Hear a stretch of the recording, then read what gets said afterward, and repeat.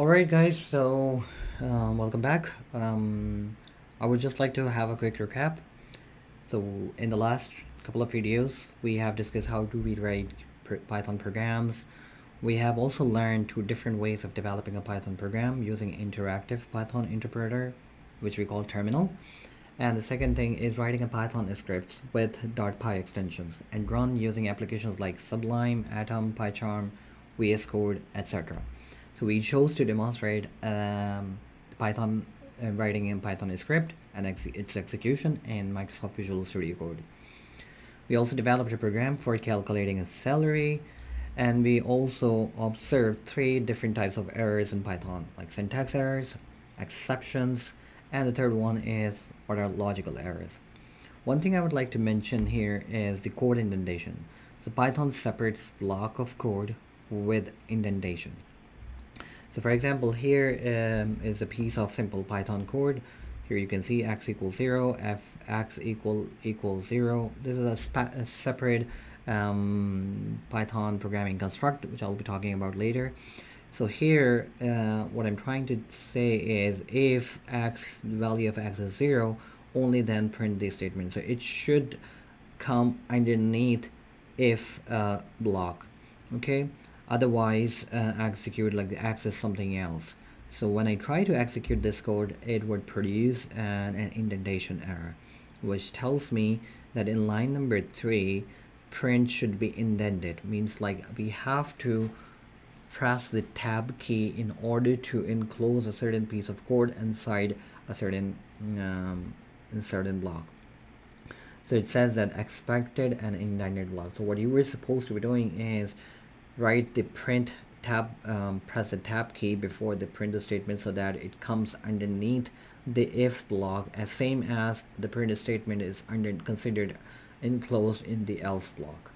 Okay, so if you are using a simple text editor, you'll have to do it manually. But if you're using a powerful development environment like Microsoft Visual Studio that we have seen, it would automatically do that for you. So when you write if something and then when you hit enter, it will automatically be indented. And so whatever you write will automatically be indented. Okay, so this is what I was talking about.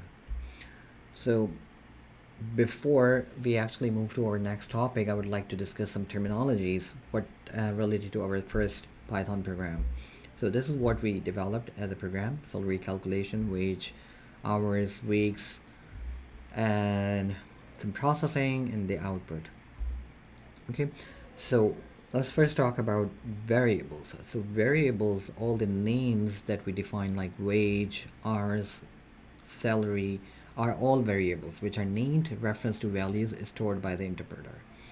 Okay, so the reason why we call it variable, because the values assigned to these objects or variables varies. Just like wages was 20 here, or hours was 40 here, I varied the new value and assigned a new value 35 in line number 8. Okay, a statement, a program instruction. Be any statement, any command, or any instruction, we call it a statement. So each statement appear on its own line. So wage equals 20 is considered as a separate statement. Hours equals 40 is considered as a separate statement. So print salary is, and the salary and a specific syntax is also considered as a statement. Or in other words, we call it Python instruction or Python command. Okay, so expressions, code returns a value when evaluated.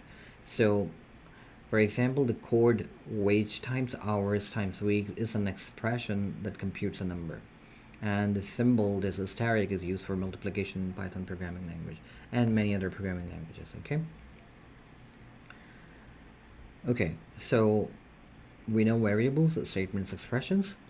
And then we have the print statement displays the variables or expression values at the output screen. Okay, so we have the print statement is a function, the built-in function that we can use to output the values on a screen. It could be a simple output including a variable value only.